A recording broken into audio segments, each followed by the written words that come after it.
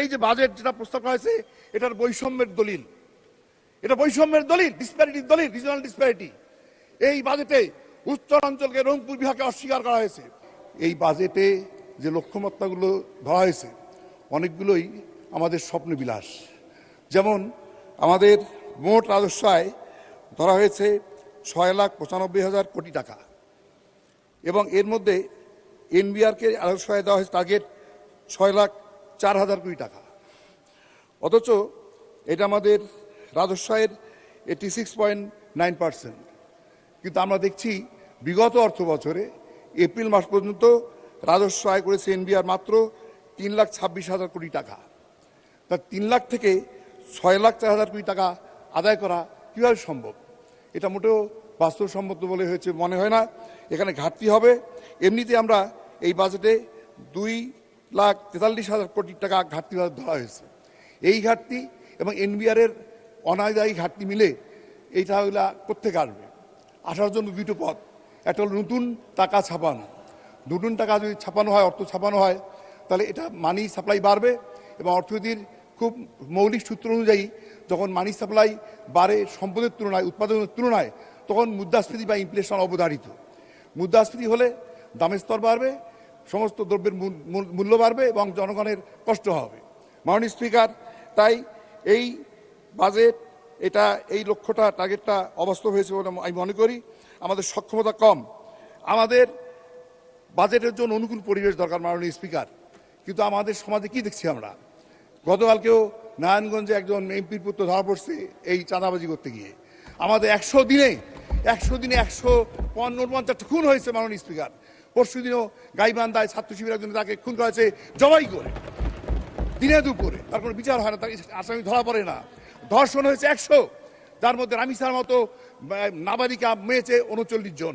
মাননীয় স্পিকার, এই যদি হয় মাদকের অবস্থা, খুন ধর্ষণ চলে, আইন শৃঙ্খলা পরিস্থিতি অবনতি হয়, তাহলে এই বাজেট কোনোভাবেই বাস্তবায়ন করা সম্ভব হবে না। মাননীয় স্পিকার, আমাদের সার্বভৌমত্বের উপর শকুনের দৃষ্টি পড়েছে। আজকে আধিপত্যবাদী শক্তির পক্ষ থেকে আজকে দম্ভ করা হচ্ছে, বাংলাদেশ দখল করা হবে, রংপুর দখল করা হবে, ফেনী দিয়ে চট্টগ্রাম দখল করা হবে এবং তারা দখল করে এটা নাকি তাদের অন্তর্ভুক্ত করবে।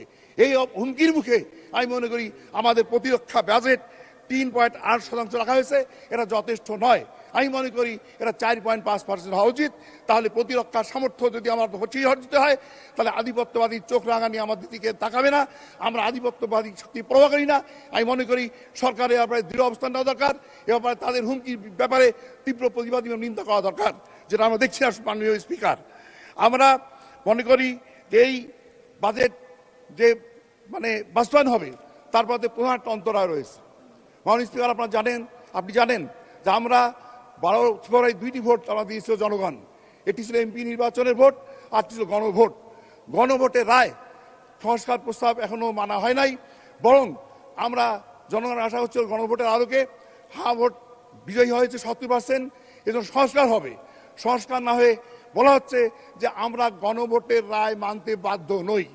কাজেই এই কথা শোনার পর যারা গণভোটের রায় দিয়েছে হায়ের পক্ষে, তারা যদি একটা মানবিক বাংলাদেশ গড়ার জন্য, ইনসাফের বাংলাদেশ গড়ার জন্য, ফেসিবাদ মুক্ত বাংলাদেশ গড়ার জন্য যদি তারা আন্দোলনের নামে তার যে পরিস্থিতি কী হবে, তখন কি বাজেট মানার মতো বাস্তবায়ন করার মতো পরিবেশ থাকবে?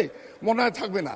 কাজে আমি মনে করি অবিলম্বে গণভোটের রায় অনুযায়ী প্রয়োজনীয় সংস্কার প্রস্তাব করে জনগণের মানের মধ্যে স্বস্তি ফিরিয়ে আনা উচিত। তাহলেই বাজেট সম্পূর্ণ হবে। মাননীয় স্পিকার, আমি মনে করি এই যে বাজেট যেটা প্রস্তাব করা হয়েছে এটার বৈষম্যের দলিল, এটা বৈষম্যের দলিল, ডিসপ্যারিটির দলিল, রিজনাল ডিসপ্যারিটি। এই বাজেটে উত্তরাঞ্চলকে রংপুর বিভাগে অস্বীকার করা হয়েছে। মাননীয় স্পিকার, রংপুর বিভাগ এই বাংলাদেশে 25% কৃষি। ধন্যবাদ মাননীয় সদস্য, আপনার সময় এক মিনিট, পরবর্তী 1 মিনিটে সাম আপ করেন। 1 মিনিট আমার কথা আছে, আসলে please please please 3 minute, please 1 minute, 3 minute দেন প্লিজ, 3 মিনিট দেন প্লিজ। আচ্ছা 2 মিনিটে বলেন। জি মাননীয় স্পিকার, আমাদের রংপুরে তিস্তা মহাবাহিকার মানুষ কাঁদছে অসহায়ের মতো। আজকে তিস্তা মহাবাহিকার আলোচনা হয়, কিন্তু এর কোনো বাস্তবায়নের সুনির্দিষ্ট এখানে বরাদ্দ নেই। এই বরাদ্দ দিয়ে অবিলম্বে তিস্তা মহাবাহিকা বাস্তবায়ন করার জন্য আমি দাবি জানাচ্ছি। আমাদের সিটি কর্পোরেশন একটি দ্বিতীয় বৃহত্তম বাংলাদেশের সেই সিটি কর্পোরেশনে 1 টাকাও এখানে বরাদ্দ দেওয়া হয় নাই। এটা বৈষম্য ছাড়া কিছুই নয়। মনে রাখবেন, এই রংপুর আবু সাঈদের রংপুর, যে আবু সাঈদের আত্মদানের কারণে আজকে আমরা এখানে সংসদ সদস্য হতে পেরেছি, আপনি স্পিকার চেয়ারে বসতে পেরেছেন। সেই ইউরোপ, এশিয়া, আমেরিকা যেখানে যাই, বিশ্বের 145টি দেশে আজ ফ্রুটো পাই।